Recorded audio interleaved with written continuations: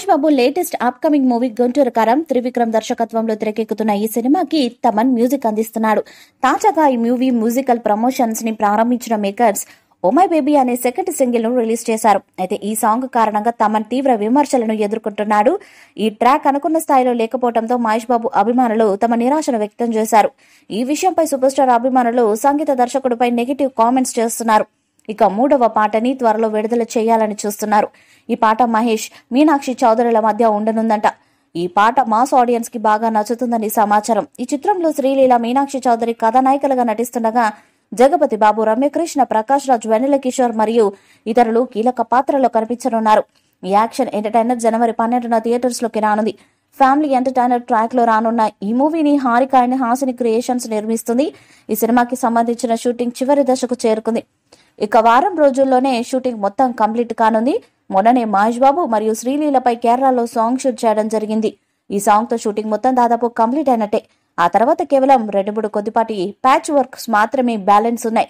సంక్రాంతి పండుగ కానుకగా జనవరి నెలలో ఈ సినిమా విడుదల కాబోతుంది. ఈ క్రమంలో ఎప్పటికీ ఈ సినిమాకి సంబంధించి దమ్ మసాలా బిర్యానీ అనే మొదటి సాంగ్ విడుదల చేయగా అద్భుతమైన రెస్పాన్స్ వచ్చింది. ఇప్పుడు రెండో సాంగ్ విడుదల చేశారు. ఓ మై బేబీ అనే టైటిల్ తో విడుదలైన ఈ సాంగ్ పూర్తి మెలోడీగా అలరిస్తుంది. మ్యూజిక్ డైరెక్టర్ తమన్ అందించిన సంగీతం వినసొంపుగా ఉంది. మహేష్ మరియు శ్రీలీలకి సంబంధించిన సాంగ్ అని తెలుస్తుంది. మొదటి సాంగ్ ఏ రకంగా అయితే అలరించిందో అదే తరహాలో రొమాంటిక్ గా చాలా మెలోడీగా అద్భుతమైన బాణీలు తమన్ అందించారు. శిల్పారావు పాడిన ఈ పాటకి రామజోగయ్య శాస్త్రి లిరిక్స్ అందించారు. మొత్తం 2 నిమిషాల 59 సెకండ్స్ నివిడి కలిగి ఉంది.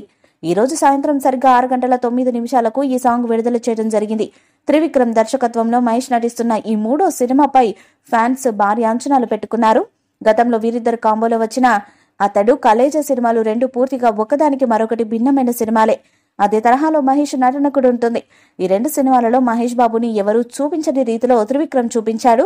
దీంతో ఇప్పుడు గుంటూరు కారం సినిమాలో తమ అభిమాన హీరోని త్రివిక్రమ్ ఏ విధంగా తెరపై ప్రజెంట్ చేస్తాడన్నది ఫ్యాన్స్ లో ఆసక్తి నెలకొంది. గుంటూరు కారం మూవీపై మీ అభిప్రాయాన్ని కామెంట్ బాక్స్ లో తెలియజేయండి. ఈ వీడియో మీకు నచ్చితే లైక్ చేయండి, షేర్ చేయండి, కామెంట్ చేయండి. మరిన్ని అప్డేట్స్ కోసం మన ఛానల్ ని సబ్స్క్రైబ్ చేయండి. అలానే పక్కనే ఉన్న గంట సింబల్ ని గట్టిగా కొట్టండి.